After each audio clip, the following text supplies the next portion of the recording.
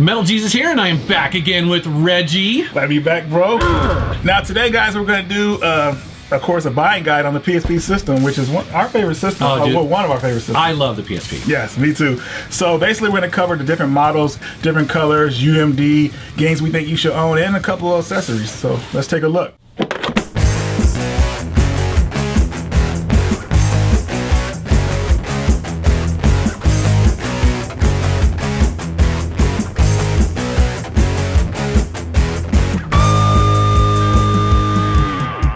All right, well, let's jump into the hardware here. All right, here we go. Let's start off with the first model, of course. This is the 1000 series. Sony sent me that. They did? Yeah. Oh, wow. I got that on launch day, actually. I was reviewing video games for Sony, and they sent me that. Dude, I had to stand in line, man. Oh, you're lucky, dude. Well, I don't mean that to brag, but I mean, it was so exciting when this thing was announced. I could not wait to get it. So they basically sent me that, and they sent me a box of all of the release day games. Oh, nice. You know, there was so much hype for this system, like even before it was coming out. So it was just pretty amazing when it came out. I mean, well, I think for me personally, I like Nintendo's handhelds, but they're always like a generation or two behind in the technology as far as the graphics and stuff like that. And so for that, Sony was like, we're going to try to bring PlayStation 2 quality graphics and gameplay to the handheld. Yes. And in addition to that, they also did movies and stuff like that. But I mean, that was their goal, and that thing was pretty powerful when it first came out. It sure was, man. I just remember how like excited I was when I got it. I had 3 games for it. I think it was Dax, Darkstalkers, and one other, Ridge Racer, of course. Ridge Racer, yeah. Yeah, excellent game. This model, though, when it first came out, I noticed that, you needed a memory card for it. And yeah, and so we wanted to mention that a little bit. There's a couple things to know about the PlayStation, or the PSP right off the bat.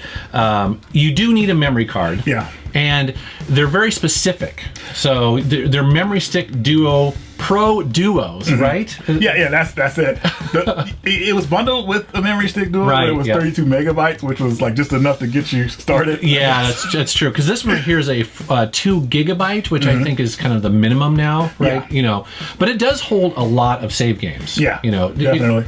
But if you get a 4 gig, you have like a 64? I have a 64 gig now in line. Jeez, that's crazy. Yeah, I'm ready to go just in case if I want to download movies on it. Yeah. And some games have installs too, and stuff like that. And then you have a collection of digital games that's perfect for that. So. You mentioned, no, it wasn't Ridge Racer. I think it was Wipeout. They actually had a bunch of downloadable tracks that you could get later on, and there was a ton of them. That's right. Yeah. I forgot about that. And again, you had to have space on your memory card. So if you're going to buy a PSP, you will want to get a memory card. Thankfully, they're not as expensive today as they were when they first came out. They're a lot cheaper now. I mean, I think the worst of what I saw is that when like a 4 gig was going for like $120 back in the day when it first came out. So, yeah, just for 4 gigs. Reminds me of the Vita. I'm just saying. Yeah, I know, right? But also, what's good about the PlayStation, the Portable, is that it doesn't. You don't have to be specific to a certain memory card brand. As long as that's very true. As long as it's a dual system, a dual that'll go into it, it'll work fine. So yeah, that's true. Good. But so the other thing to know is that it does have rechargeable batteries, and depending on the model that you buy, they're either a little bit bigger or thinner. Yeah. So this is the one for the original. Let me see that real fast. This is cool. This is the expanded battery. The expanded one, yeah. Oh, I might have bought one at some point. That's awesome, dude. Because this one has I think they offer 20% more battery life in the system, so that was pretty cool. That's awesome. So a couple things about the PSP I guess we should mention is that obviously it came with I was trying to pop it open because I assume because like the 2000 model. So a couple things here. This is the original, and this thing is built like a tank. It was a typical kind of Sony quality is that if they're going to do it, they're going to make it so it's built, to withstand some punishment. And the original model, the 1000 series, is really well made. Yeah. And you can tell because it is a little bit heavier, it's a little bit thicker, and the drawer pops open right there. That's how they originally did that. Couple things to notice here. I guess we should mention the UMDs. So the PSP is unique. It is one of the only, if not the only system to ship with an optical drive. An optical disc drive. Okay. Where everything was like solid state, right?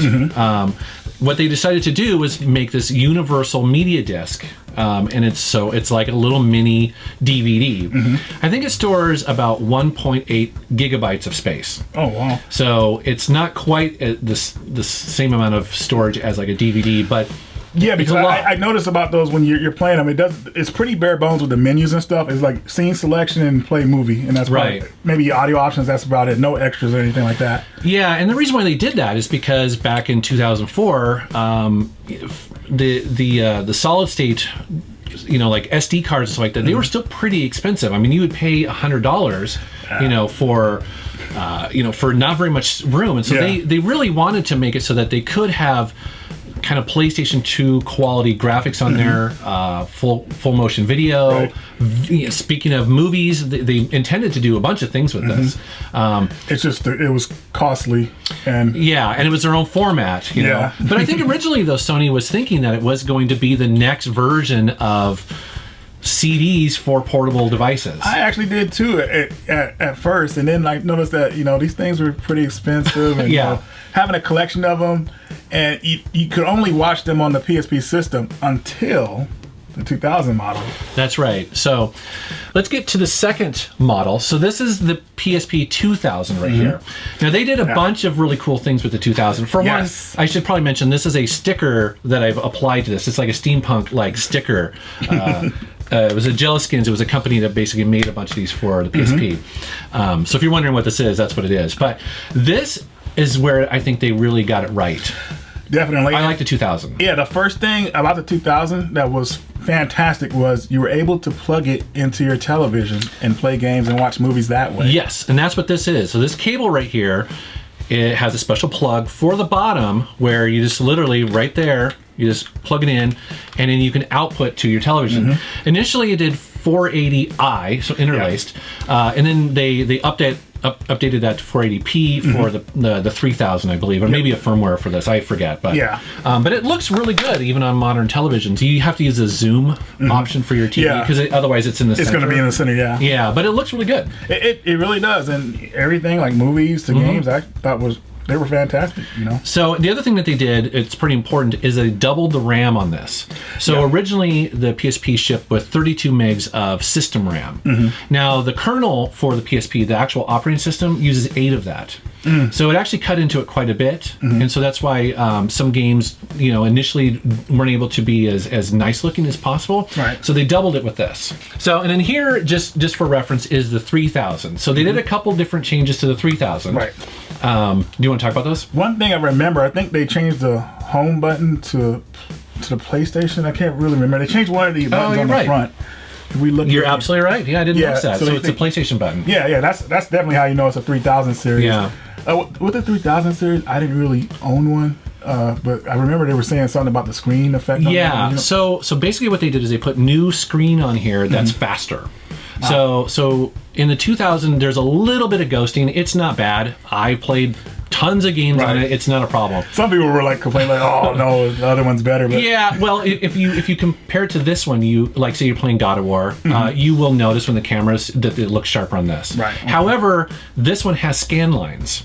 So in other words, the 2000 actually. Oh, I'm sorry, the 2000 here actually looks a little bit clearer, but this one has slight scan lines. It's a subtle difference that, frankly, when it first came out, people are a little disappointed. Nowadays, I don't think it really matters. I usually play on the 3000, because again, there's less blurring and stuff like that. Well, you know what? It's very subtle. Maybe I should pick one up because I don't have a 3000 model. So around what is 2008, 2009, the iPhone and sort of the app stores are starting to take off, and Sony got the bright idea that, hey, why don't we do a version of the PSP that doesn't even have an optical drive? Yeah, it's it's funny. He's doing that because I mentioned, I'm Reggie, we should really show the PSP Go on this video. You're like, seriously, bro? What? Why would we show that? It sounded like a good idea at first, honestly, and then when it came out, that thing was just, the way to get games on it was just so hard because people wanted to have that had the PSP. They wanted to be able to transfer their games to that system. Sony had no answer for that. Yeah, I mean, it was ridiculous. So basically the PSP Go, which we're showing on screen here, we don't have one because it's not really a collector's version of it, in my opinion, because you want physical we like physical games. Right. And the PSP Go doesn't have an optical drive, so none of my games work on it. But go ahead. But to say, though, if that thing did have a drive on it, you know, it would have been a phenomenal system. I think, you know, it would have been perfect. But it's an interesting idea. I mean, ultimately it flopped pretty big because again, it's like I was never going to buy it because all of my games don't work on it. I would have to re-buy them through the PlayStation Store to download on it. Now, a couple nice things about it. It is more compact. I like how it slides open. It's kind of cool that way. It comes with a 16 gigs of built-in memory. Exactly. So it has quite a bit of room on there to download a bunch of PlayStation 1 games or whatever you want to do. So I think it's an interesting. A lot of people that we know, it's their second PSP, right? You know. Now there is a fifth model. Are you familiar with this? No. There is too early. I was like, there is one more model. See, even you are learning something in this video. What's going on here? Well, the reason why you don't know about it is because it wasn't released here. But there was a final PSP version released in PAL areas only called the PSP E1000 Street. Now I remember. I remember that name now. Okay. Is it? Oh wow! Is it? So what it is it's the final version of the PSP, and it's designed to be that sort of budget version. So it cost $100 or £100 or whatever it was, and they did a couple things with it. So first of all, it's really cool looking. It's very similar to this style, but it's completely flat black, like matte black, almost like the second model of the PlayStation 3. So it's a very cool looking PSP, but they did a couple of really interesting things. They removed Wi-Fi. So this should tell you that Sony's going to kill off the store. They removed Wi-Fi from it. Wow. Yeah, so you can only play UMDs, which is the opposite of the Go. Yeah, it's like they couldn't get it right, man. I know. And then the other thing that they did, which I don't understand at all, they removed stereo and it's mono only. Mono sound? What are they trying to do? I don't know. Back to like, Sony is an audio company. Yeah, they have a music division and they made it mono only. I don't even know what to say to that one. Well, the only thing about it is, again, it's designed for the very casual, whatever, $100, sure, I'll buy it kind of crowd. Going back to the mono thing, even with headphones in it, it would be mono sound? I don't know. If you can, folks, stick to the 3000, 2000, and 1000 models. Yeah, if you're looking for a recommendation, I highly recommend either the 2000 or the 3000. Really, either one. Yeah. And you mentioned that the home button is a really good way to tell. Also, at the bottom of each one of these, at least on mine, have always had this little barcode with the model number. So you'll see that right there. Yep. So 2000 has one too, I believe. Yep. Yeah, exactly. So all right, so now we want to talk about like a couple of the colors that we have here available for the system. Now here is the silver edition, which is pretty nice, actually. Yeah, I think this is the one that came with a Daxter, the Daxter game. Oh, really? Okay. I believe this was the model for it. This is a nice little silver and everything. Looks really good. It does. It does. Another one here is the blue one. I think this came with Madden. Oh, okay. A sports game. That's a nice color of blue, too. It really is. I wish I had this one, but oh well. And the next one is going to be the God of War one that came out. Which has Kratos on the back of it. Has Kratos on the back. Yeah, that's a really pretty color of red, too. Yeah. And there's a whole bunch of other ones, too. For instance, there's the Darth Vader white one. Yep. There's one other one. There's a red and black one, another God of War edition that I know of. And then that's all I can really think What was the Hannah Montana one? Oh, that was the taffy purple one. Oh, okay. Nice. Yeah. Good call. Yeah. That was one of the last ones released, too. So. Okay. But it's cool, though, because, again, there's a bunch of different colors out there, which I really like. Yeah, definitely. It's always good to have options, you know. You don't want just like the normal black and white stuff, you know. You want a little variety in there. Yeah. So it's good that Sony did that. They didn't do it as well as they should have, but I think they did better than most. Yeah, that's cool. All right, well now let's move on to some games. Yes, games. Yes, I'm pumped for that. Let's do this. Okay, so let's tear into it right here. So what are we gonna hit first? You know what? I will start off with a little bit of action. So let's do a little bit Pursuit Force. Now, Pursuit Force is a game that I love this game because this game is so... I'm so glad to hear you say that. Yeah, it's so over the top, but you're basically like a SWAT team police. Yeah. You're chasing the bad guys in the car. You're shooting at each other. You got to like apprehend them. But the best thing about it is your vehicle takes damage, and their vehicles take damage. But if your vehicle takes too much damage, it blows up. So you have to jump off of the vehicle onto theirs, take over their vehicle. Yeah, it's just really... This was a game that came out where I was like, why didn't somebody think of this before? It's such a brilliant idea, right? Like it's driving, shooting, and a little bit of platforming when you're going back and forth, or jump into a vehicle or whatever, trying to catch the bad guys. It was, and there's two of them. So. Yeah, this is actually Extreme Justice is actually the second game. The first one is just Pursuit Force, which they're both good games. They're really cheap games. I mean, I'm sure Pursuit Force 1 is probably like $5. Yeah. This one maybe 10 at the most. Yeah. Awesome games. So, okay, for me, I'm going to cheat a little bit here, but I'm going to talk about the Socom games that came out on PSP. Okay. So, I'm not going to show all of these other than you just need to know that there's 4 awesome Socom games. So the thing is, on the PS2, I love Socom. You were into Socom. Oh, dude, hardcore. I must have played these games like every day for probably a year. And what was really cool is that Sony really supported them on the PSP, and these are fantastic games. Yeah. They're basically the full-blown version, or, well, I shouldn't say full-blown. They're definitely very faithful Socom games on the PSP. I mean, they really take it seriously. Yeah. Where they have different weapon loadouts. It's squad based. You can ratchet up the difficulty and like die in one shot. You know, you have to really plan to get through these. And a lot of people were playing them online. It was like a mass community online. Yes. So wow, it was a lot of fun. I only played the first one online. I didn't really get into the other ones because I didn't buy them. But Socom, whoa. Yeah, so it's cool. So they have Socom, Fireteam Bravo 1, 2, and 3. And then I also want to mention Tactical Strike. So this is kind of an interesting game too if you're a Socom fan, because it is a turn-based tactics game in the Socom universe. Okay. Yeah, so again, if you're looking for like a turn-based version of this, of Socom, it's actually pretty awesome. And I believe it only came out on the PSP, so it's pretty cool. All right. So next game I'm going to do is one of my favorites on here.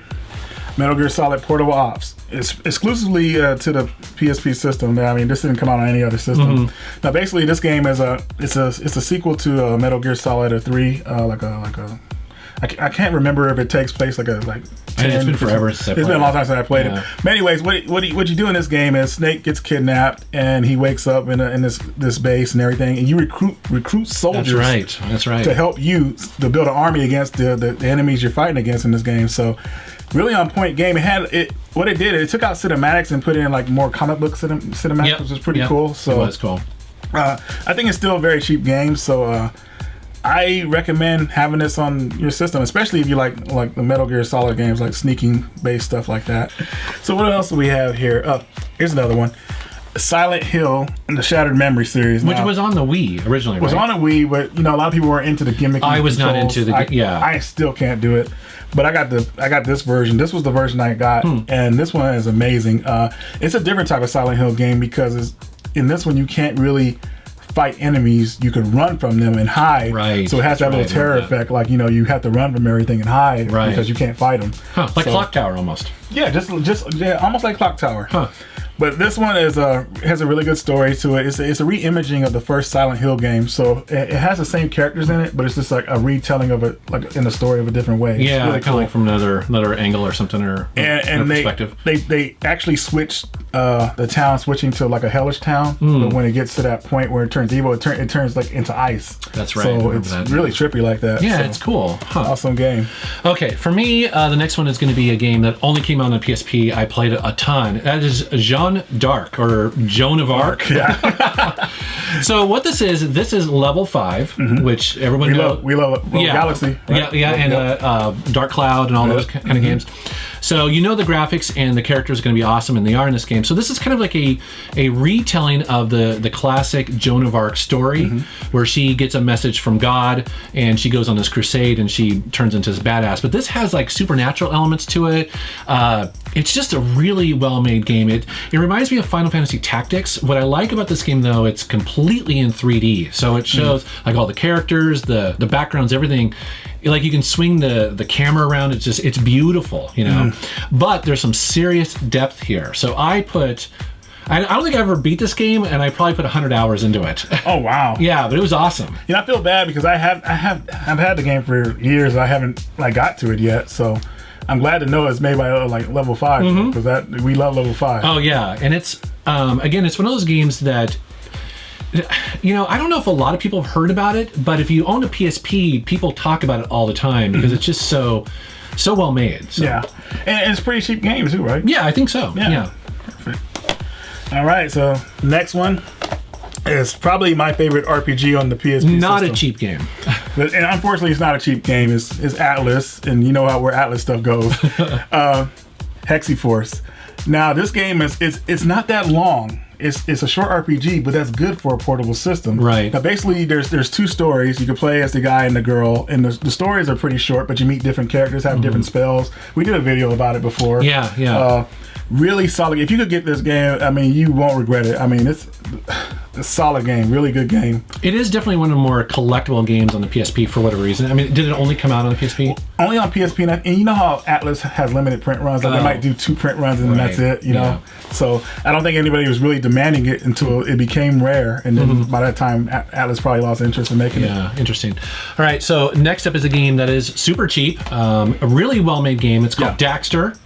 So this is part of the Jak and Daxter series. It actually takes place during Jak 2, where Daxter runs off for like 2 years or something like that. It shows what he was doing during that time. Yeah, you find out what Daxter's been doing. And what I like about this game for a couple of reasons. One, it shows off the power of the PSP really well. This is an incredibly impressive looking game.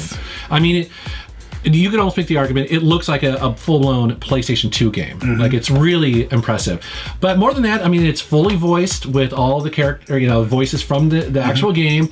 And he's one of my favorite characters. He's so funny. Yeah, he is hella cool. So it's an awesome. You played this? Yeah, I played it briefly years ago, and I remember like he had to work for some kind of pest company and pest control. Yeah, he's got a fly swatter. Yeah, it was like hella fun. So. Yeah, and he's able to fly or float a little bit because he's shooting bug spray. If you look at it though, at the Jak and Daxter series, Daxter is pretty much the star if you think about it. I think so. Yeah, that's true because I mean in the first game.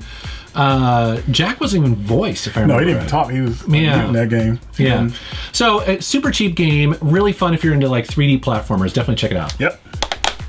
All right, so are we on the last game? Yeah, I think we are. I think we're just these right here.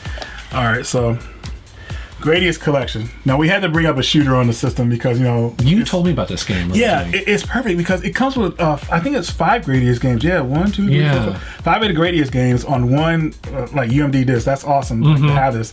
And for those of you who are old school like me, you played the Gradius games, like some of the first shooter games out there. Really solid, and you get 5 of them in here, which are some of the best. Like you get Gradius 1, 2, 3, 4, and Gaiden, which I haven't played that one, but pretty solid. I was going to say, that reminds me is that there's a lot of collections on the PSP. Like you also mentioned the Power Stone collection. Power Stone, the SNK collection, Capcom. Metal Slug collection. Metal Slug Anthology, yes. Yeah. There's a lot of those on here. So the Midway collections, the Atari collection, Activision, there's a ton of these.